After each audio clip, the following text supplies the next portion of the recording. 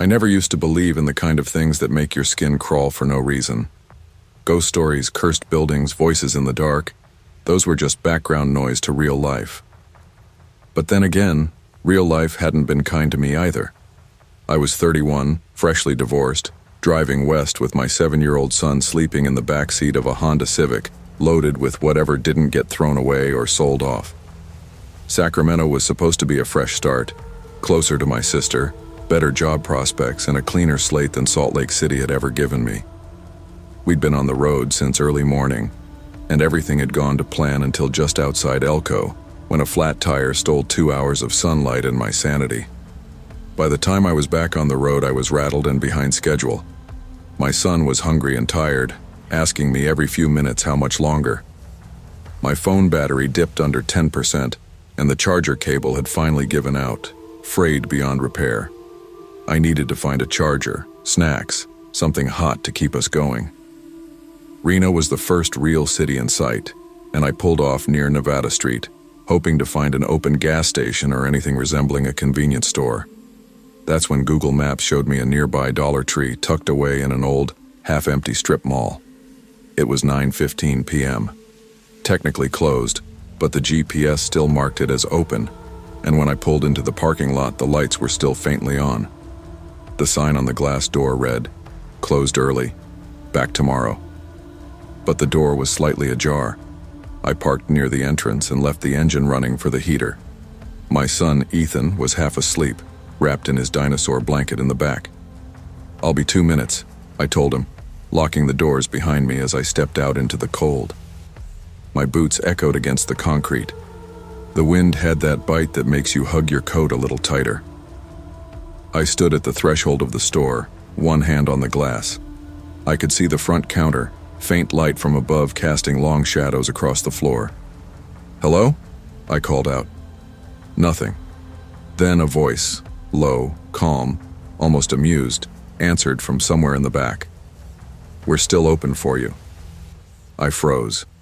There was no one at the counter. No footsteps, no movement. Just that voice echoing from the rear of the store. It wasn't threatening exactly, but something about it didn't feel right. I should have left. I should have turned around and driven off without a second thought.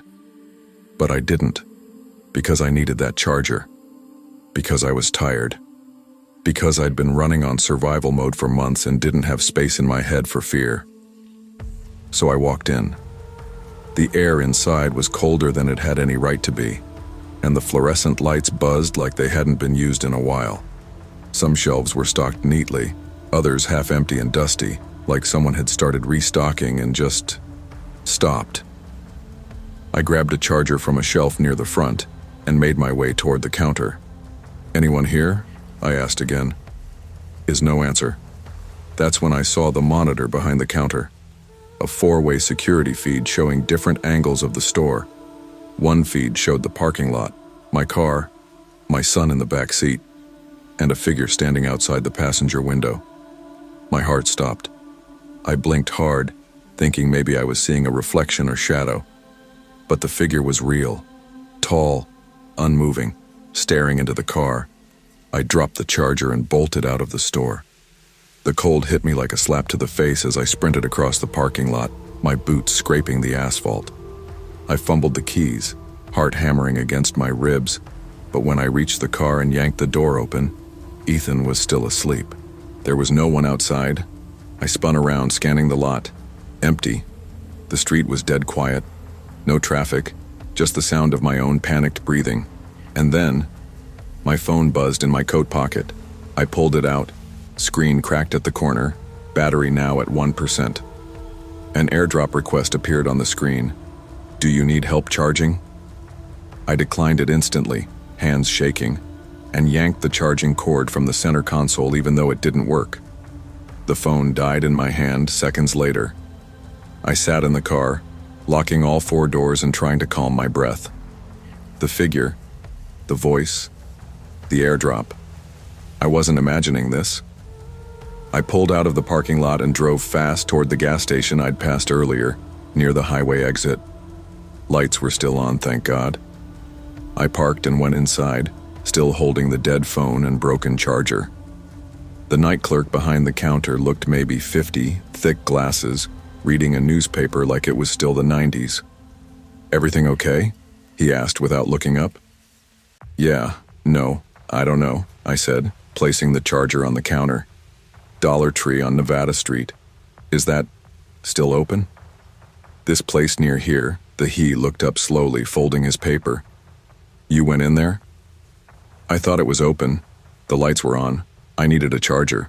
But then..." I paused. I wasn't sure how to explain it. The figure, the voice. He nodded like he'd heard it all before. "You're not the first." "What do you mean?" "That store shut down 2 years ago. Manager went missing. Cops never figured it out. Some say he ran off, some say he didn't, but the power still flickers on some nights, and people who go near it say they hear someone talking from the back." I didn't say anything. My throat had gone dry. "They say someone always answers if you call out."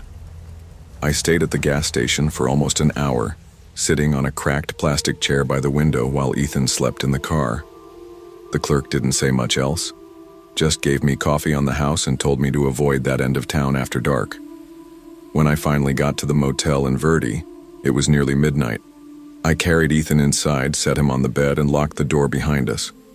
Triple-checked the windows, tried not to think about what I saw. In the morning, I went back. I didn't want to, but something about that place had gotten under my skin. I needed to see it again, in daylight. Maybe it was all just a stressed-out mind projecting fear into shadows. When I pulled into the strip mall at 9:30 a.m., the Dollar Tree was closed up tight, lights off, door locked, windows dust-covered. No sign it had ever been open the night before. No footprints in the dirt out front. No tire marks. It looked abandoned. But here's the part that still makes my stomach twist. The charger I'd picked up was still in my car. I reached over to the passenger seat and held it in my hands. It looked old, weathered, dusty like it had been sitting in the sun for a year. But I had just held it hours ago. I didn't tell many people about that night. My sister thought I was sleep-deprived. A friend back in Salt Lake said it was probably a squatter or drug addict using the store as shelter. Maybe, but there was no explanation for how my phone died so fast, for the figure outside the car, for the airdrop message, and no one could explain the charger. I tried to forget, focused on enrolling Ethan in school, landing freelance gigs, and getting through the day. But that night never really let go of me. Especially when I'd catch Ethan talking about the man outside the window when I thought he'd been asleep. Especially when I found the charger again weeks later, after I had thrown it out. It was in my glove compartment. We live in Sacramento now. Safer neighborhood. More lights. I don't drive at night unless I have to. And I never stop at stores that are supposed to be closed. Not after Nevada Street. Sometimes I wonder if I imagined it. Or if I slipped through something, just for a second. Some thin part of the world where things don't play by the same rules. Where someone still waits behind a dusty counter to ask if you need help charging. But if there's a lesson in all of this, it's this. Trust your gut. That feeling in your chest when something doesn't feel right. It's not just anxiety. It's instinct. It's survival. And ignoring it might mean walking into something you won't walk out of. Even if it's just for a phone charger. Always trust your instincts, especially in unfamiliar places. The smallest decision, like entering a store after hours, can unravel something far darker than you expect. When something feels wrong, it usually is. It was one of those heavy, golden August evenings where everything feels like it's moving in slow motion. The air hung thick, like it had something to say. That summer, I was 6 months pregnant and freshly single. Two things that don't mix well unless you have a very good therapist, which I didn't. After my partner of 6 years and I called it quits, I had nowhere else to go but back home. East Pasadena wasn't bad. It was sleepy, kind, full of old homes with porches and neighbors who still brought in each other's trash cans. My mom's place was small but quiet. She gave me the spare room, made tea every night, and let me sit in silence when I needed it, which was most nights. But after a few weeks, I felt myself rotting. Just sitting, pregnant, jobless, watching the same 3 crime shows. I needed something, even if it was just a distraction. That's how I ended up working at the Dollar Tree on Baldwin Street, a block and a half from home. It wasn't glamorous, but it was simple, predictable. I could stock shelves, greet customers, breathe air-conditioned air, and kill 4 hours without thinking too much about the rest of my life. My manager, Cheryl, was decent. She didn't ask too many questions and appreciated that I showed up on time. I mostly worked aisle 5, snacks and cleaning supplies. The store closed at 8:00, and the shifts flew by, especially when it was quiet. I liked the rhythm of the work, the simplicity of it. There were only a few parts I didn't love. The staff restroom in the back was barely functional, small, muggy, and smelled like a mix of bleach and pipe rust. On humid days, I preferred using the customer restroom near the party supplies section. It felt less like a utility closet and more like a room. That Tuesday, nothing felt out of place. It was around 6:55 p.m. when I felt my ankles start to throb and my belly pull down with that familiar pressure. I asked Cheryl for a quick break. "Just water in the restroom," I said, rubbing my side. She waved distractedly, deep in her inventory checklist. Yeah, take 5. I made my way past the birthday balloons, the cheap gift bags, the shelves of crepe paper, and to the women's restroom. It was dimly lit, but smelled of lavender cleaner. Some part-timer's overuse of air freshener, no doubt. I stepped into the stall on the left and closed the door behind me. I sat down, exhaled, and let myself melt for just a second. My body ached in places I didn't know could ache. Then I heard it.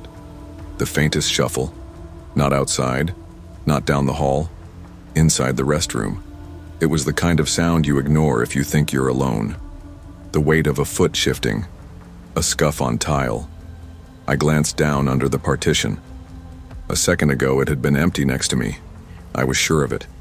But now, there were shoes. Black, scuffed, facing directly toward my stall. I froze. My brain reached for an explanation that would make it okay. Maybe I missed someone. Maybe they were quiet. Maybe I was tired. But the silence was too sharp. No breath, no rustle. Just stillness. I whispered, "Hello?" Nothing. I stood up, pulled myself together, stepped out quickly. The stall next to me was slightly ajar. I nudged it. Empty. The shoes? Gone. I backed away, heart pounding, hands shaking as I reached the sink. The mirror showed nothing behind me, but I couldn't shake the feeling that someone, had been there, watching, waiting. I didn't sprint out the door like in the movies. I walked, quickly but controlled, forcing my legs to keep steady. The baby had started to shift uncomfortably with the adrenaline in my chest. I rubbed my belly gently, murmuring to him like I always did when I felt panic creep in. "It's okay, little man. We're okay." The hallway between the restroom and the main floor suddenly felt longer. The music overhead, some tinny loop of 2000s pop, sounded warped. The closer I got to the front, the more I felt like someone was behind me, watching, following just far enough to stay out of reach. When I got back to the counter, Cheryl looked up and furrowed her brow. "You all right?" she asked. "You were gone like 15 minutes. 15? I blinked. "No, I was in there for 5. She shook her head slowly. "A customer just told me a guy in a hoodie walked out of the women's bathroom, limping. Said he looked off. I thought maybe you saw him." I stared at her. I didn't hear anyone, but she stopped what she was doing. "You want to check the cameras?" I nodded, trying to breathe through the confusion. We walked back to the dusty office in the rear. The monitor setup was cheap, older than most smartphones. Cheryl flipped through the feeds. Entrance, front aisles, freezer section, checkout. No restroom camera. "Blind spot," she muttered. "Always had been. Budget problems." She clicked on the freezer aisle playback. "There." She paused it. It was me, walking down aisle 6, hand on my back, heading toward the front. But behind me, just barely visible in the freezer door's reflection, was a figure. A man in a hoodie, just a few steps behind. I hadn't seen him. I hadn't heard him. I covered my mouth and stepped back. Cheryl stared, then reached for the phone. "We're calling this in." The police arrived 20 minutes later. 2 officers, one older, one young and bored, took our statements in the office. There wasn't much to tell. I hadn't seen the guy's face. The footage didn't show him clearly. Nothing was stolen. No one was hurt. Technically. They nodded, promised to write it up, and left with little urgency. Cheryl gave me a look I couldn't quite read, part concern, part disbelief. "You sure you're okay?" she asked again. "I think so. I don't feel right." I tried to keep working for the last hour of my shift, but my head wouldn't stop spinning. Every aisle felt like a trap. Every creak or shuffle behind me made me jump. When 8 hours finally hit, I practically begged Cheryl to walk me to my car. The sun was gone. The parking lot was nearly empty. That's when we saw it. A single black sneaker, placed neatly on the hood of my car, laces tucked in, clean, deliberate. I stopped breathing. Cheryl gasped, instinctively pulling me back. "Don't touch it," she whispered. I couldn't hold it anymore. I sobbed, loud, ugly crying that bent me over. It wasn't just fear. It was the weight of everything, the pregnancy, the breakup, the exhaustion. Now this. We filed another report, but nothing came of it. I didn't go back to work after that. Cheryl understood. My mom didn't even give me the option. "You're done," she said. "This is over." The store followed up with a courtesy call. HR nonsense. I ignored it. Instead, I tried to rest. I focused on my baby, on breathing, on pretending that the shadow I felt around every corner wasn't real. But it was. A month after I gave birth, I got a piece of mail. No return address. Inside was a Dollar Tree receipt, dated August 2021. Time 6:58 p.m. Purchased item, baby gift bag, blue. I nearly dropped my son when I read it. My hands trembled so hard I had to put him down in his crib and sit on the floor. Whoever it was, they knew. They had been there. They'd picked that item at the exact moment I was in the bathroom, the exact moment I felt those shoes. I check my peephole every time I get home. I text someone every time I use a public restroom. I don't take blind spots for granted anymore. There was never a face, never a name. Just that knowing, that someone had seen me in a moment of vulnerability and decided to reach in and take something from me. Not my money, not my phone, but my sense of safety.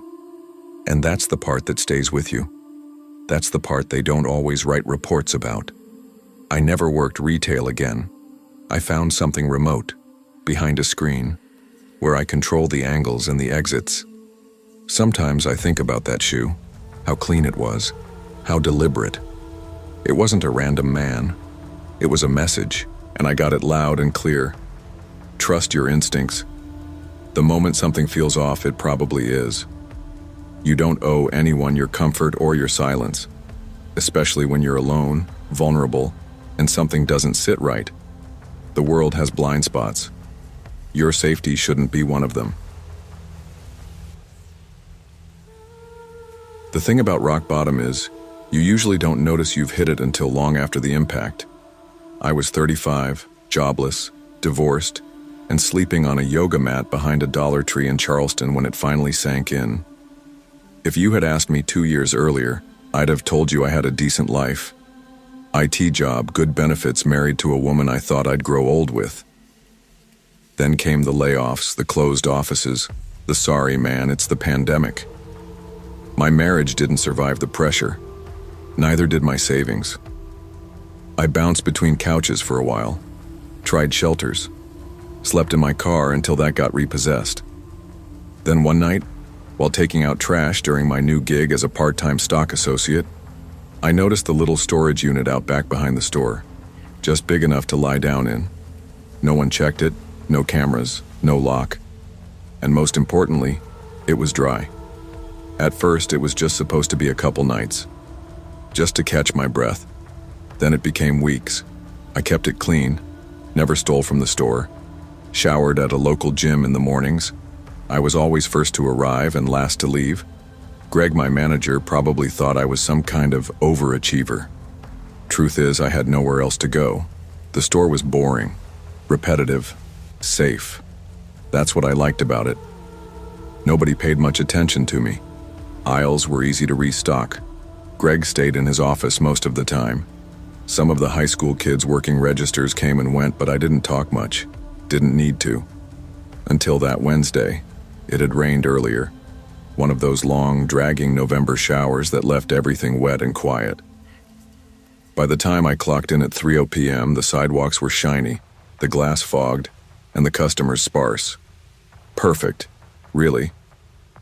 But there was a weird feeling in the air, like the store was holding its breath. Around 5 a.m., Greg walked down aisle 3 and stopped cold. "Hey, Torres, come here." I joined him, expecting to get assigned more cleaning duty. "Look at this," he said, pointing. The entire row of canned vegetables had been pulled forward neatly. Not one or two. All of them, like someone had been hiding behind them and didn't want to be seen. "Shoplifters?" I asked, though I didn't believe it. Greg shrugged. "Kids, probably. They screw around sometimes. Just reset it." He walked off. But something about it bothered me. I reset the shelves, but my mind kept turning. There were no security camera angles in that spot.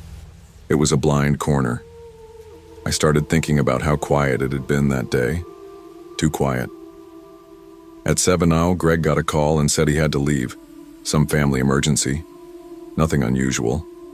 I'd closed the store solo before. He trusted me. "You know the lockup drill?" he asked, half grabbing his jacket. "Yeah. I'll finish up." "All right. Don't stay too late." And just like that, I was alone in the building. I turned off the music, started wiping down the checkout counters, turned off the aisle lights one by one. Then came a thud, sharp, solid. From the stockroom. I stopped mid-wipe, listened. There it was again, dragging, like something heavy being pulled. I called out, "Hello?" Nothing. My skin prickled. My throat dried up. I grabbed the box cutter from under the register and headed toward the stockroom. I wasn't ready for what I'd find in there. The stockroom smelled like cardboard and old mop water. The motion light overhead flickered, trying to decide whether to stay on. It finally gave up and bathed the room in a soft, weak glow. That's when I saw the crates. Someone had stacked them, carefully, deliberately, into a tunnel. It started by the back shelf near paper towels and snaked toward the emergency exit. That door, it was cracked open, just a sliver, but enough to let in the chill. No alarm had gone off, no beeping, and there was no wind strong enough to open it like that. I hesitated, then whispered, more to myself than anyone else. "You're not supposed to be here." I stepped inside the tunnel. My boots squeaked slightly on the slick floor. The crate smelled faintly of bleach and dust.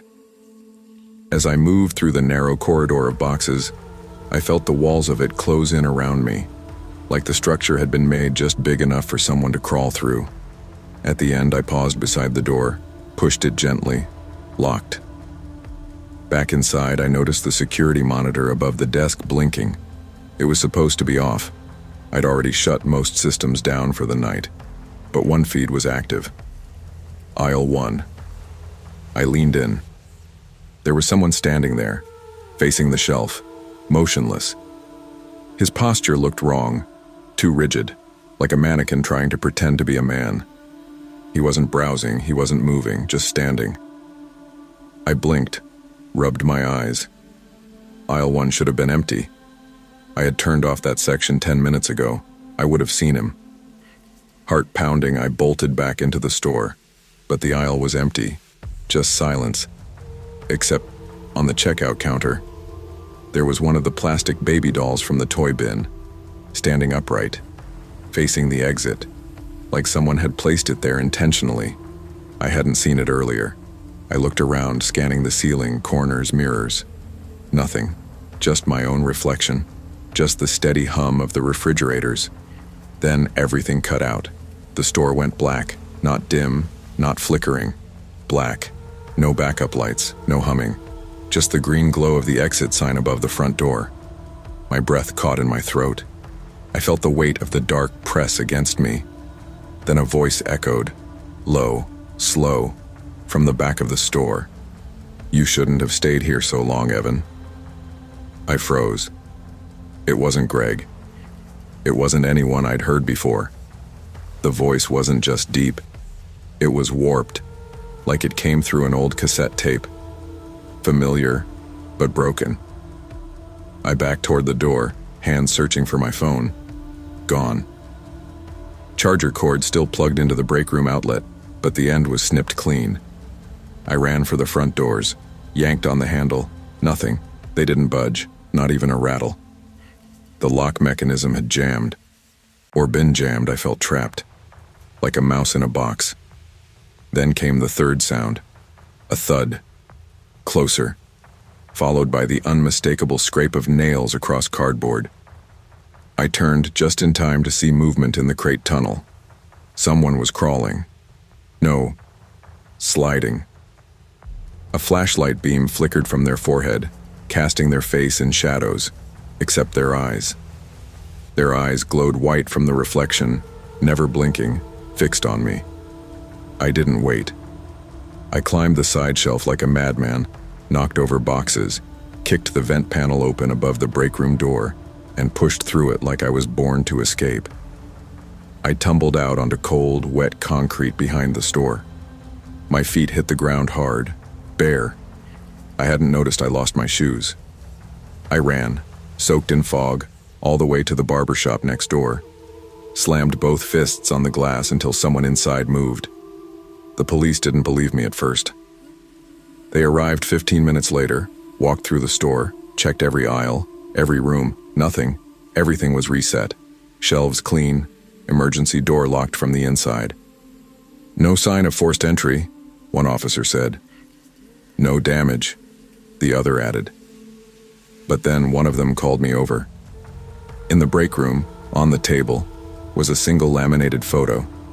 It showed a man in a green vest, Dollar Tree's old uniform from the 90s.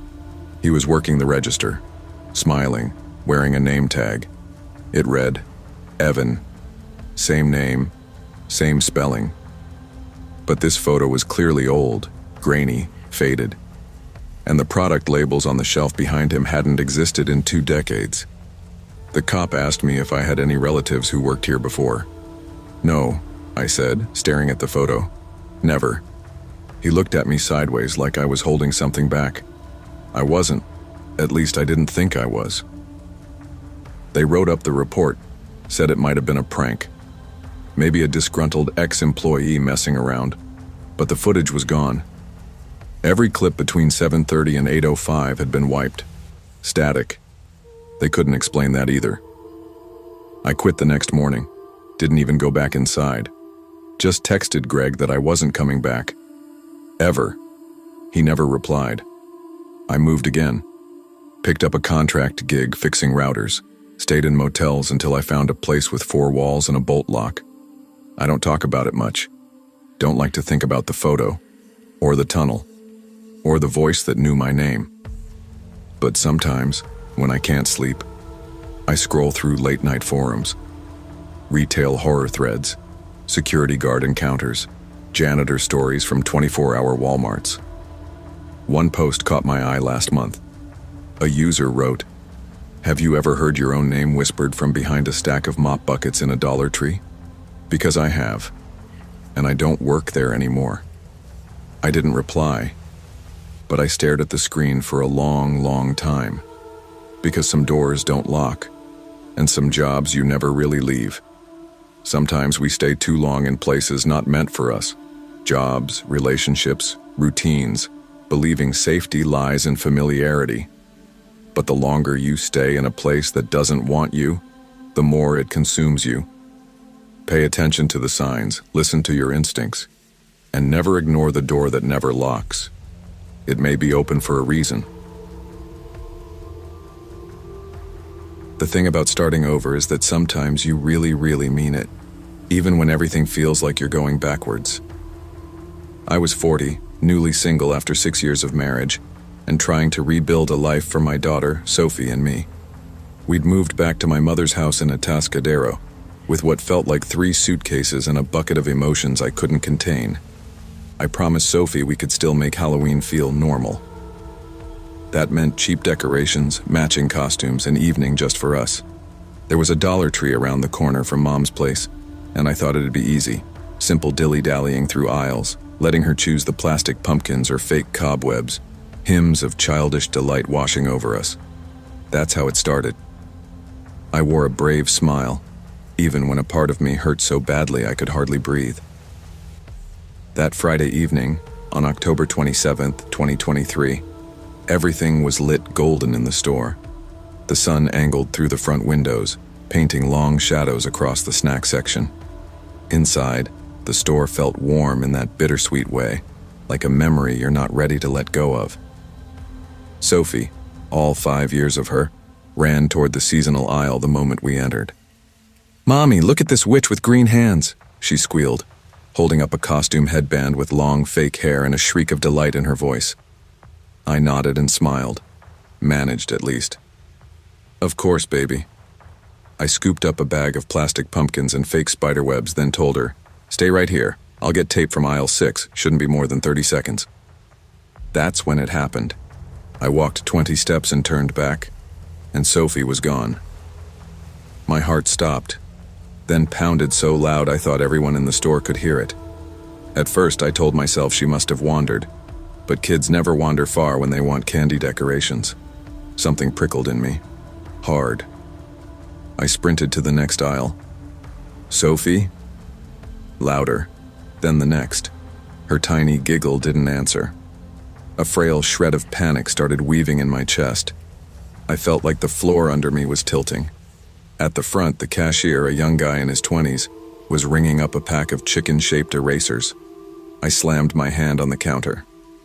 "Excuse me, have you seen a little girl in a witch headband?" He shrugged, distracted. "I just got here, no clue, sorry." Another customer paused. "I think she went toward the storage door back here." My legs went weak. I approached that do not enter door, half expecting someone to yell at me, but it wasn't the sign or an employee that stopped me. It was silence. A silence so heavy I swear I heard my blood roaring. I pushed it open and shouted, answered. "Sophie?" My voice ripped into the dim stockroom. Nothing. Then, a faint giggle. Too slow, too hollow. I stepped in. The boxes smelled like stale cardboard and bleach cleaner. Halloween masks lay ripped open on the floor. A black plastic cauldron lay upside down, like it had been dropped in a hurry. And then I saw the sneaker. One of Sophie's little pink sneakers, alone, near a mop bucket. I screamed her name and spun around. She stood there smiling. "Mommy, he told me you'd find me." I was playing hide and seek, my knees buckled. I scooped her up, tight. Panic slammed me into action. "Who told you that?" I demanded, voice shaking. She tilted her head and whispered, "The other Sophie. She looks like me but with no eyes." My blood ran cold. I gathered her and exited, not looking back. At the checkout, I barely paid, just handed over a few bucks, grabbed the bag, and fled. At home, I tried to talk it through. Maybe she overheard a story. Maybe Halloween hype twisted her imagination. But when I emptied the bag, I found something I hadn't bought. A cracked porcelain witch doll, its face melted and twisted. I froze. My hands shook. "Sophie, did you grab this?" She shook her head. She gave it to me. I felt the floor drop. The next morning, I dragged myself back to the store. I needed answers. The assistant manager, Lori, grew pale when I showed her the doll. "We don't carry porcelain dolls. Not since last year. They smelled weird. Cursed," someone said. I threw the last one in the dumpster myself. That doll was the same. We reviewed security. In the seasonal aisle footage, Sophie appeared. She talked animatedly, but to no one. Then, her image flickered, split. Two Sophies appeared for a moment before the feed glitch shattered the view. When Lori saw that, she swallowed hard. It didn't show on any camera. It just appeared. Ma'am, that doll never scanned. It never registered. I burned the doll that night in my mother's backyard. Sophie cried, telling me her friend was gone now. For days, she sleepwalked. One time, she clutched one of my old childhood dolls and hummed a song I didn't recognize. I don't shop at Dollar Tree anymore. I don't let Sophie pick her own Halloween costume. Sometimes, in the quiet hours before dawn, I wake up and think I hear her whisper, "Mommy?" I'm still in the costume aisle. That one wasn't me. Even now I feel that presence, that second Sophie, watching from the corners of imagination, dark and silent. When a child describes something only they can see, it's not safe to dismiss them as dreaming. Their innocence may invite things beyond our world. Protect their space and your own by listening, even when what they say frightens you most. Trust your gut. Sometimes the most ordinary places still hold the unknown. There are places that look like nowhere, just stretches of cracked concrete and faded signage, the kind of forgotten spots you only see when you're lost or desperate for gas. That's how I found the town, halfway between two exits I hadn't meant to take. I was drifting after a breakup, chasing cheap rent and quiet days, and landed in this roadside pocket of America, like a coin in a vending machine that didn't quite drop. The Dollar Tree job came easy. No resume. Just a handshake from the manager, Michelle, who seemed too tired to care why I was there. "We're short-staffed," she told me. "You show up, you're hired." So I did. It was a freestanding store with faded green trim and a parking lot that had more potholes than stripes. Right beside it was a rundown gas station with flickering lights and one lonely vending machine that never worked. The only traffic came from travelers on the highway, and the same 5 locals who came in for cheap snacks or cat food. I mostly worked evenings, alone until my coworker Jared clocked in later to help close. He was a year or two older than me, the kind of guy who always had his phone out and a joke ready. We weren't friends, not really, but he was decent company in a place that didn't offer much. That spring evening started the same as any other. The sun was stretching across the pavement, the air thick with the scent of gasoline and blooming weeds. I was straightening candy bars behind the register when the automatic doors creaked open. She walked in without hesitation. A little girl, maybe 7 years old, in a pale pink dress that hung too loose on her shoulders. It was stained and fraying at the bottom, and she wore sneakers that looked soaked in dried mud. Her hair was stringy, falling in her face, and in one hand, she carried a stuffed bunny, its ear twisted tight in her grip. I offered the usual greeting. "Hey there, sweetheart. Everything okay?" She didn't answer, just looked at me, no smile, no blink, just a level, unsettling gaze. There was something wrong in how quiet she was. Not shy, not scared, just still. She walked past me without a word and began moving down the aisles. At first I figured she was lost. Maybe her parents were outside, or maybe she wandered in while someone pumped gas. I kept watching. She didn't touch anything, didn't browse. She walked the entire length of each aisle slowly, stopping only at the end to look up at the wall mirrors near the ceiling, the kind used for shoplifting prevention. She stared at her reflection, or what I thought was her reflection. I noticed she wasn't watching herself move. She stood still and stared, like she was waiting for something to appear behind her. After 10 minutes of this strange loop, I finally stepped out from behind the counter. "You all right? You looking for someone?" "Hey," Archie turned to me, her face blank, and said in a soft monotone voice that didn't sound like it came from a child at all, "This place has a bad thing in it, and you're going to see it tonight." Then she turned and walked away. By the time I reached the door, she was gone. The parking lot was empty.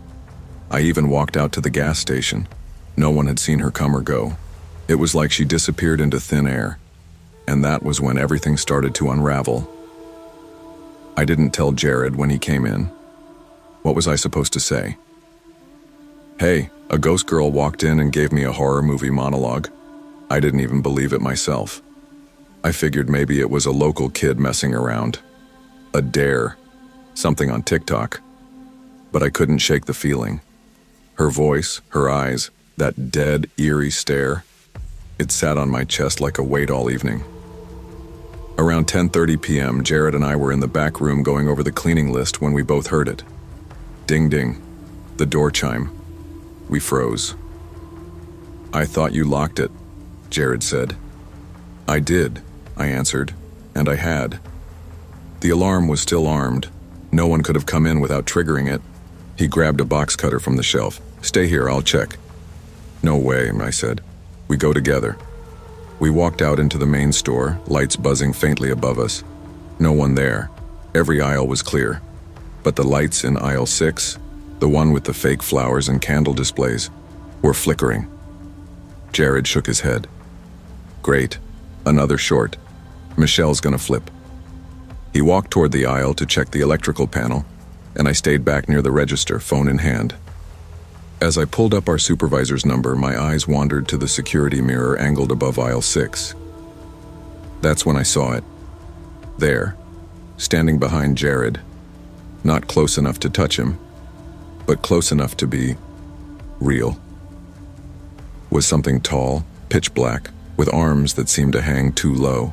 No face, no features, just a void where a body should be. My heart dropped through the floor.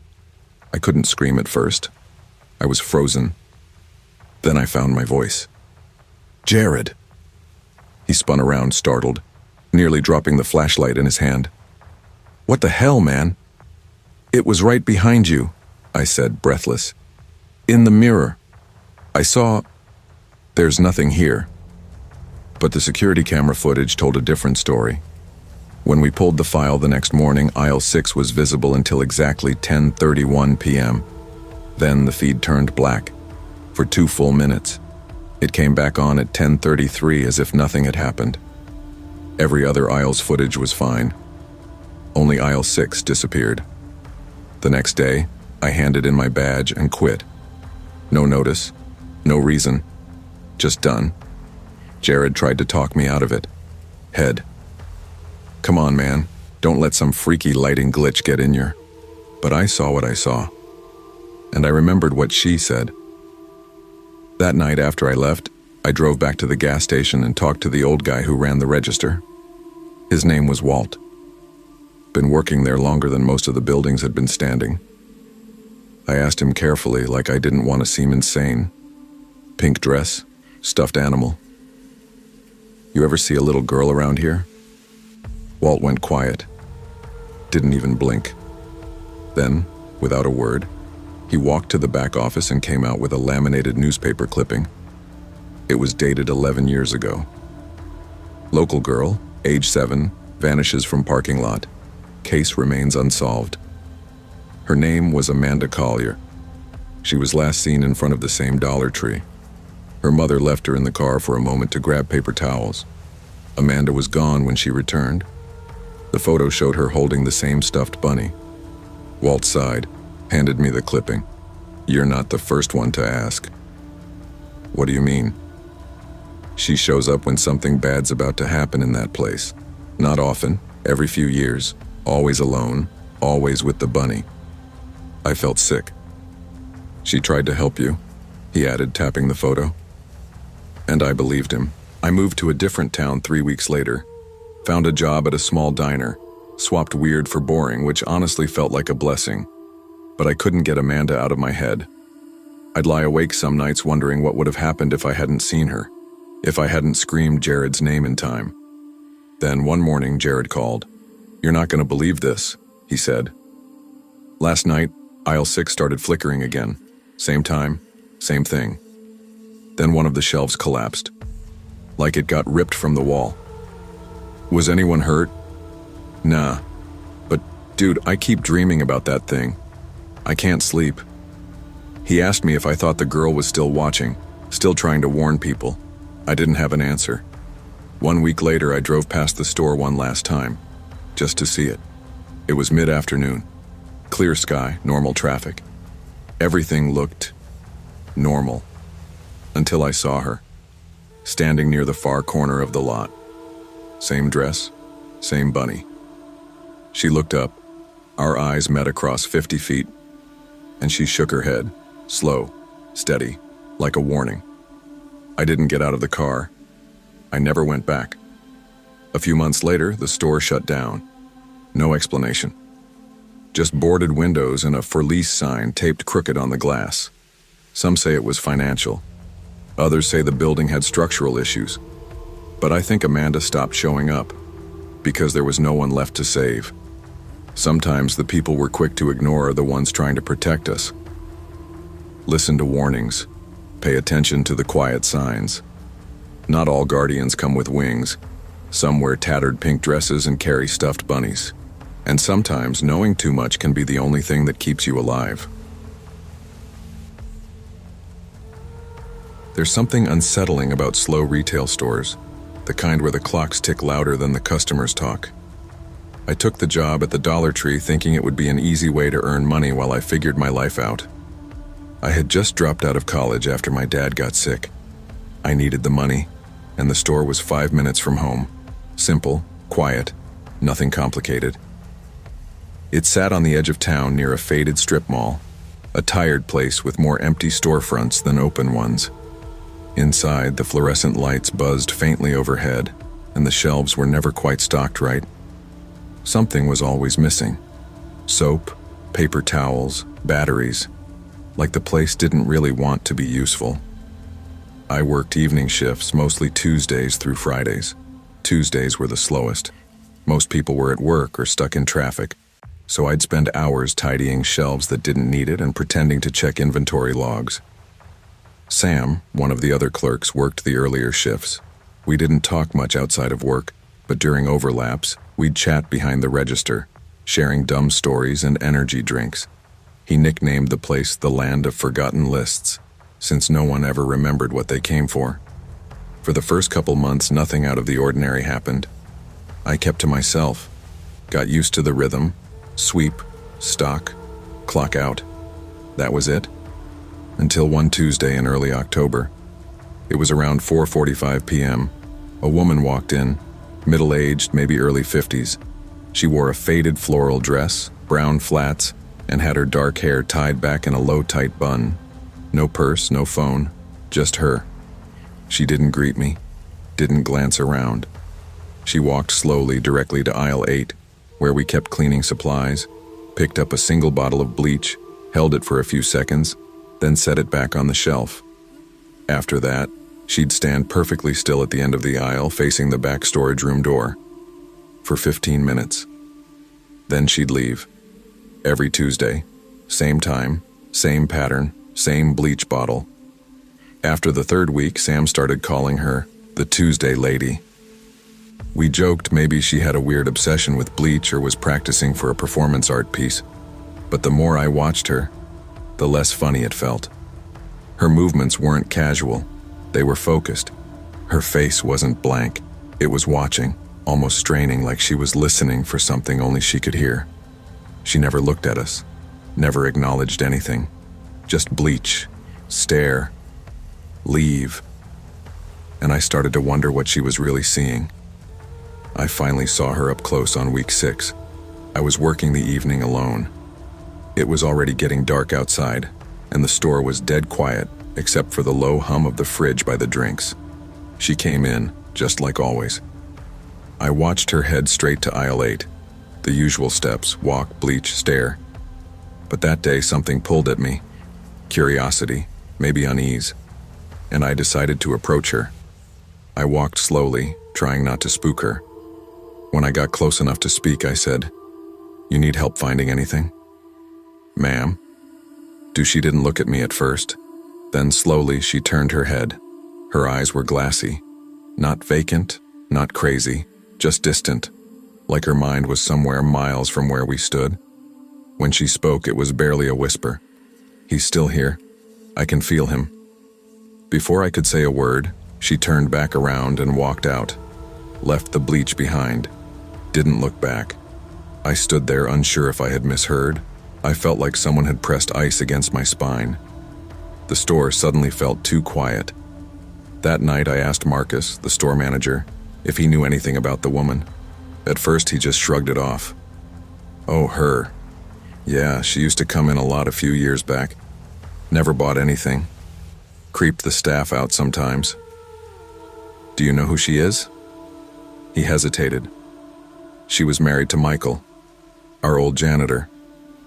I asked what happened to him. Marcus sighed. He disappeared, worked a Tuesday shift, stayed late, never clocked out. We found his car in the lot the next morning. Cops looked into it, but it went cold fast. No leads, no footage, just gone. I stared at him. And she kept coming back? For a while, yeah. Asking questions, handing out flyers. Then one day she stopped talking, but she kept showing up, like she was waiting. I asked him why no one told me this before. Didn't seem important. Besides, he said, some things are better left alone. I didn't sleep that night. The following Tuesday, I asked to cover the office. Told Marcus I'd do the nightly report and watch the cameras. He didn't question it. He never liked doing that stuff himself. At exactly 4:36 p.m. she came in. I watched her on the grainy CCTV feed. One camera faced aisle 8. Another covered the back of the store near the exit. The image flickered now and then. Cheap equipment and old wiring. But it was enough. She walked to the bleach shelf, picked up the bottle, held it. Then, in the frame, something else appeared. A shadow. Human-shaped, but faint, like it wasn't fully there. It stood behind her, just a foot or two away. On the footage, it looked like a man in uniform, coveralls, work boots, the kind janitors wear. His hand lifted slowly toward her shoulder. She didn't flinch. The feed stuttered, then glitched. The timestamp jumped ahead 6 minutes. When it resumed, she was gone. The bleach bottle lay sideways on the floor. I bolted out of the office and ran to aisle 8. Empty. No sign of her. I checked the parking lot. Her car, if she ever had one, wasn't there. It didn't make sense. I checked the camera again, rewound. Same glitch, same missing time. I told Marcus. He barely looked up from his paperwork. Probably a glitch, he muttered. Those cameras freeze all the time. But I knew what I saw, and I wasn't laughing anymore. She never came back after that. Not the week after. Not the week after that. At first I told myself maybe she was done. Maybe she moved. Maybe the glitch was in my head. But I couldn't let it go. I started coming in early on Tuesdays just to check. I'd sit in the office, eyes on the feed, waiting. Nothing. Then one afternoon I overheard 2 older women near the greeting card aisle. I heard she finally moved, one said. Never stopped waiting. Poor thing. That husband of hers just vanished and she... Shame. The other replied. Some people never get answers, just ghosts. That was it. No mention of where she went, no name, no final goodbye. She just stopped showing up. I wanted to believe she'd found peace. That maybe somehow what she was waiting for, what was waiting for her, had found a way to say goodbye. But part of me wondered if it was something else. Something darker. I don't work at that Dollar Tree anymore. I left a few months later. Got a job at a used bookstore downtown. Slower pace, better air, and no bleach aisles to haunt my thoughts. But every now and then, on a Tuesday, I drive by the old store. The parking lot always looks the same. Sun-bleached lines, a broken cart corral, and the same flickering light over the entrance. Sometimes I stop at the corner and wait a minute, just to see. Once I thought I saw her, standing by aisle 8 through the front window. But it was just a trick of light. Or maybe it wasn't. I don't really want to know. People assume ghosts are loud, that they scream or rattle chains or knock things off shelves. But sometimes they're quiet. Sometimes they just wait. And the saddest part is, some people keep waiting with them. Grief doesn't always fade. Sometimes it settles into the walls, into routines, into silence. When someone is lost without closure, a part of them lingers, waiting for something they'll never receive. And if we're not careful, we might find ourselves standing still in aisle 8, holding a bottle we never meant to buy, haunted not by what we saw, but by what we never understood. I'd landed the job at the Dollar Tree mostly by accident. After college didn't pan out, I drifted into town and needed something flexible. This store was smack in an older shopping complex. Half-empty storefronts, cracked parking lot, weeds spilling through the asphalt. Surrounding businesses had closed. A pawn shop, mattress outlet, rundown laundromat. The place felt forgotten.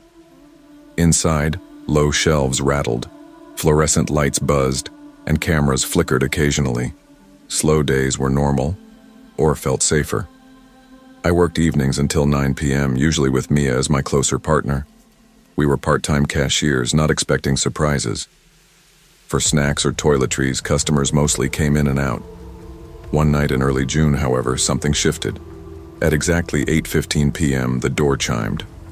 I looked up and watched a man step in wearing a dusty green hoodie, hood pulled low, his hands shoved deep into the pockets.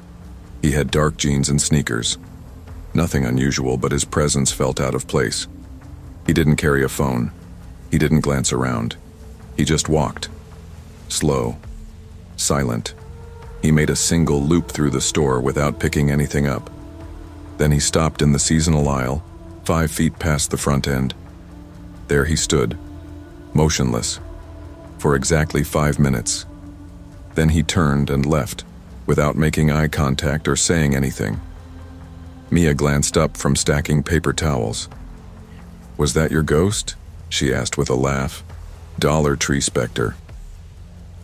I tried smiling back, but something about the man's routine rattled me. The next night at the same time, I nearly missed him because I was restocking down the cleaning aisle. I looked up to see that same figure. Again, he looped again 5 minutes in seasonal. Mia was off. Long shift burned her out. When he left, I lifted my head and realized he was standing across the cracked lot near an abandoned cart corral, lit dimly by a lopsided lamp. He stared at the store for a full minute. I froze. When I looked back, he'd vanished. I tried drawing it out in conversation. "You saw that guy too?" Mia nodded slowly. Her smile vanished. She didn't laugh again. At the register, I kept watch on the doors, hovering over the till, thinking, what is he doing here? No purchase, no interaction, just presence. The building itself had no cameras covering the seasonal aisle. They'd broken months earlier and were never fixed. Everything outside was grainy, front door feed, back room. But that aisle was always blind. That bothered me. Why would someone choose a store where he could be invisible? On night 3, the same routine. I considered speaking to him, asking if he needed help. But the moment I looked at him, I felt stuck. He didn't feel dangerous. He felt wrong. Not human. Like a man shaped out of missing memory. I quieted the register, tried to focus on the scanner, but every beep rang hollow. When he left at 8:20 p.m. exactly, I exhaled, slow, full. That night I lay in bed thinking, maybe he'd once been a real customer, but why now does he come only to stand? Week 2 passed in the same routine. After that third night, I began noting every detail. He arrived at 8:14 or 8:15. Loop, pause, spend 5 minutes, leave, no variation. I recorded times in my head, Thursday, Saturday, Monday, every other night. Saturdays were quiet. Sundays we closed earlier, so he didn't come. But on weekdays he returned like a broken clock. I attempted to talk to Mia about it. She shrugged. "Look, call security." But I already tried. Patrol came once but found no one. They said, maybe someone's homeless and wandering. But homeless people don't stroll into stores on schedule like ghost tourists. A week in, Mia started avoiding the front register around 8:10. She'd move to the back or sweep aisles. She said she just felt weird when he came. That should have been a clue, but I kept pondering, what's he looking for? Then came the night shot. Mia got sick and left early. I was alone, called for a floor restock list while watching the entry cam. At 8:13, door chimed. He slid in, still hood low, still silent. I pursued, walking behind, keeping to the low-lit aisles until he ducked into seasonal. I paused one aisle over, listening. That 5-minute timer kicked in again. Then faintly, I heard it. A voice. He was whispering, soft at first, repeating, "It used to be here. It used to be here. It used to be here." His head bowed. He stared at the floor, bare fixtures, polished concrete beneath the fake pumpkins and end caps. Soundless. Breathing inaudible. Only the whispers. A looped chant, like someone trapped in memory. I edged closer. He was mouthing the same words or whispering into the clean, silent air. After several repetitions, he stopped. I ducked behind a display. When I peeked, his head turned. He looked directly at me, eyes clear, unwavering, beneath the hoodie. For a heartbeat, our gaze locked. Then he froze. I froze. I ran back to the register, hands shaking, and attempted calling mall security. By the time they arrived, 10 minutes later, the store was empty. He'd left again. No trace, no car, no sight of him walking away. They reported nothing. Cameras recorded the door feed. But the seasonal aisle remained blank, still no camera. I stood behind the glass door, heart thumping, because what I heard still echoed. It used to be here. After cleaning up, I took the trash out. I scanned the lot. Empty, but I still felt watched. That night, I couldn't sleep. I Googled, "person missing Dollar Tree green hoodie seasonal aisle." Among obscure, frightening forum posts, I read one from 2012. Title: "My cousin disappeared in that store." The discount mart it once was had changed names. The forum user said the cousin was last seen near the seasonal end cap. Camera feeds from then were deleted or corrupted. No witnesses, no clarity. The store remodeled 2 years later and rebranded as Dollar Tree.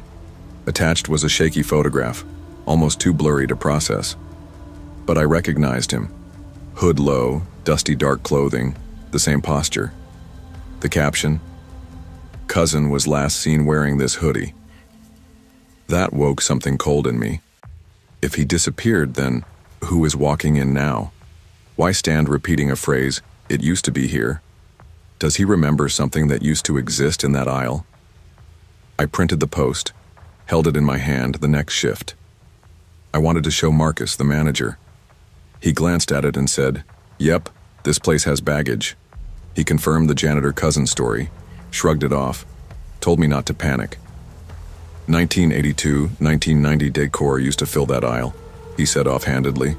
Then markdowns, then clearances. Maybe it meant something. But he didn't press. He gave polite pats. "You want to try another area? Maybe tell security about the repeat behavior." I shook my head. I couldn't pretend anymore. I started coming early. I monitored the front cam, back cam, but never the seasonal section. No camera. The man always arrived, always paused, always left. I never saw what drew him there. But when he spoke of absence. By week 4, things got worse. I felt like the store, and that ghost man, was unraveling me. Mia refused shifts on Tuesday, Friday. She stuck to weekends. She said she'd had nightmares. Endless rows, green hoodie drifting ahead, whispering. One night at 8:16, I watched the front cam and saw him walk in. I tracked him with the camera into aisle 8, but the cam cut out before he reached the seasonal section. When I rewound, the time had jumped from 8:20 to 8:28, 8 missing minutes. I cursed cheap equipment. When I reached the seasonal aisle physically, I found what he always stared at, just empty hooks and sale signs. I approached and noticed scratch marks on the concrete floor and faint chalky dust, remnants of something removed, something big, maybe a display, a statue, some large decoration. I turned slow circles. Then I heard faint scraping, as though something shifting on bare concrete behind me. I spun. Nothing. The store was deserted. The fluorescent lights hummed overhead. I swallowed and looked down at the dusty floor by the seasonal rack. The scratches glowed faintly. I realized it spelled letters, maybe scuffed words. I backed away. That was the night I decided I could no longer pretend this was just a weird guy. Something, or someone, needed him. Or he needed something. The following shift I told Marcus I was leaving, for personal reasons. I gave 2 weeks' notice. I said little. He nodded.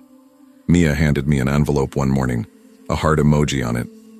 Inside, a glossy printout of the forum post. Because you saw it too. Underneath she'd handwritten, "Remember, don't forget." I walked out the final evening, wiped down my station, locked the door. In the parking lot, I stopped and looked across at the seasonal aisle window. No man, no mannequin, empty hooks. But the spot where he stood stared back at me. That building still stands. I hear via a neighbor that people sometimes wander in at night, tourists looking for urban lore. I avoid it. But sometimes on a Tuesday around 8:15, I close my curtains and listen, because I know he might still be walking inside dressed in the same green hoodie, and he might still be whispering. It used to be here. Some memories linger in empty spaces.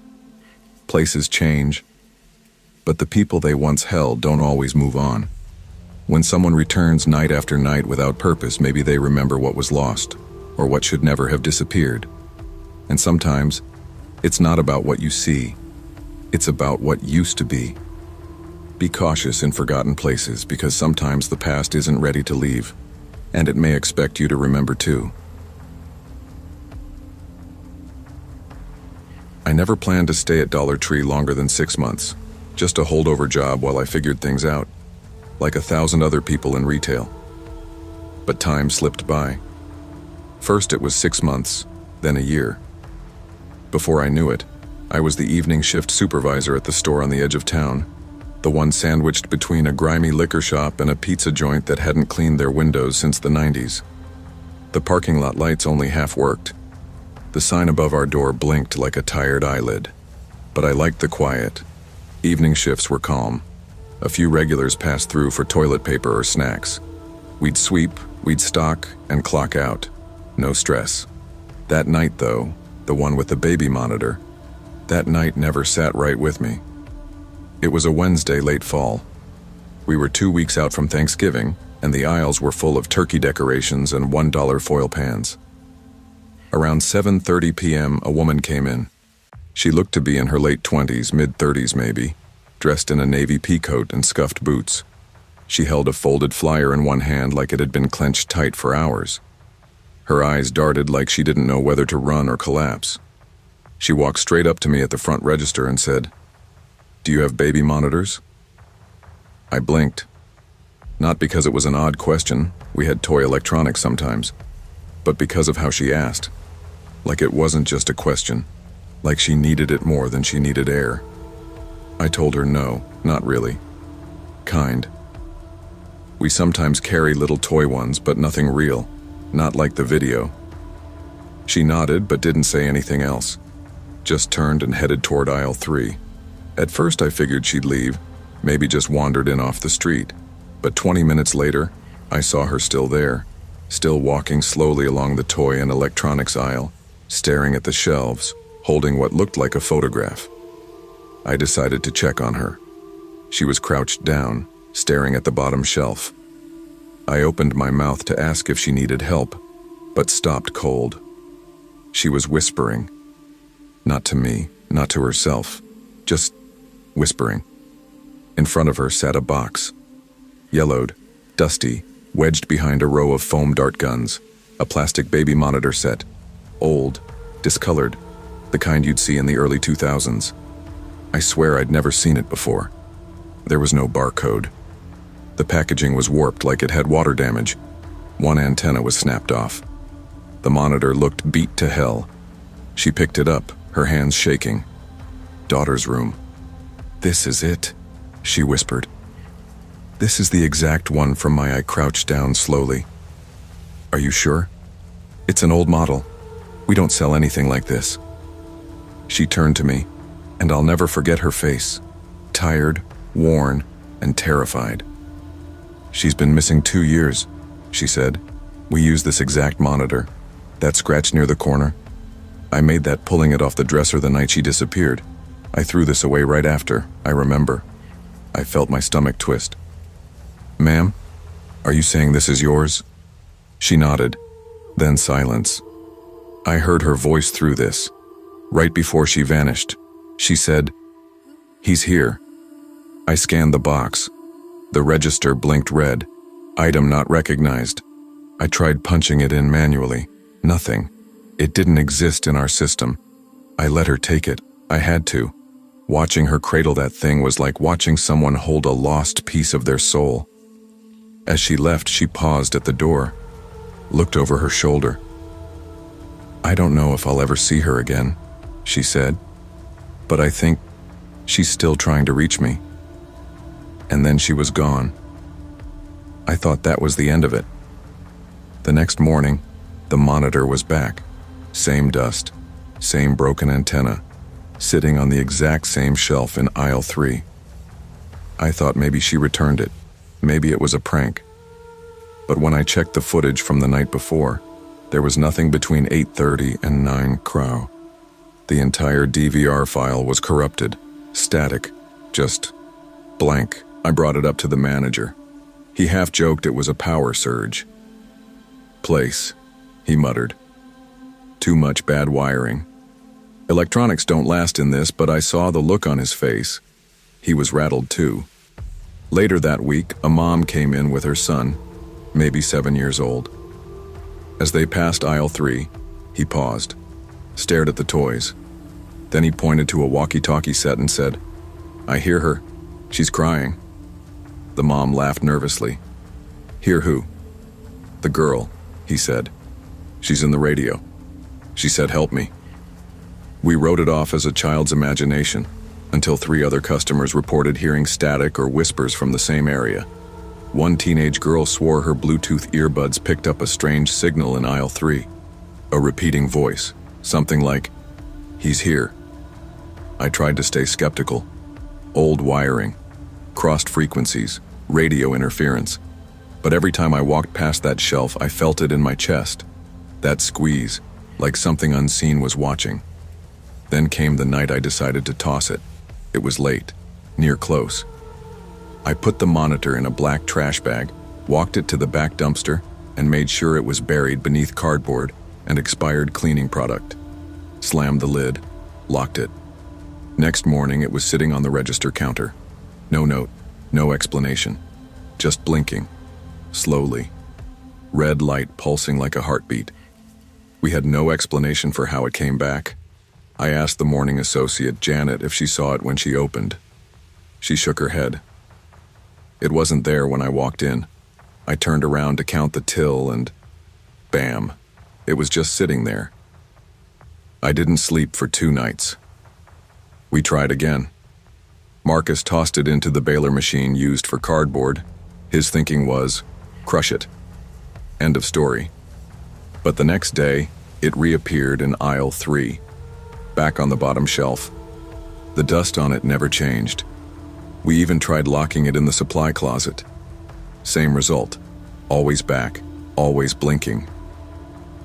Eventually, corporate got wind. A regional manager came in, looked at the weird inventory reports and corrupted DVR footage, and declared an inventory investigation. That aisle stayed blocked off for days. When it reopened, they'd ripped out the shelves and replaced them completely. The monitor was gone after that. Not thrown out. Gone. As if it had never existed. I thought maybe things would go back to normal. They didn't. Weeks later, we started hearing static from the store intercom, even when it wasn't in use. Low white noise, crackling, sometimes a whisper. One night we shut down late. I was alone counting the register. The speaker above the front end popped and hissed. Then a voice came through, clear and unmistakable. A little girl's voice, soft, sad. He's here. And that was it. Some echoes aren't made of sound. Some memories imprint themselves into places, especially places where pain lingered too long. In a world full of cheap products and fast transactions, every forgotten item might carry a weight we can't see. Not everything lost stays gone, and not every voice can be silenced, especially if it still needs to be heard. You work enough night shifts in a place like Dollar Tree and you start to think you've seen it all.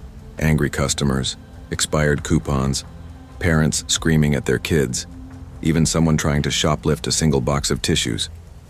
I've been here 5 years. I've heard strange things. I've cleaned up after worse. But nothing prepared me for the man with the clock.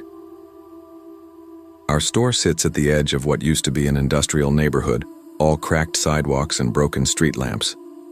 By the time we lock the doors at 10 p.m., the only things left moving outside are rats and wind. It's not a place people linger.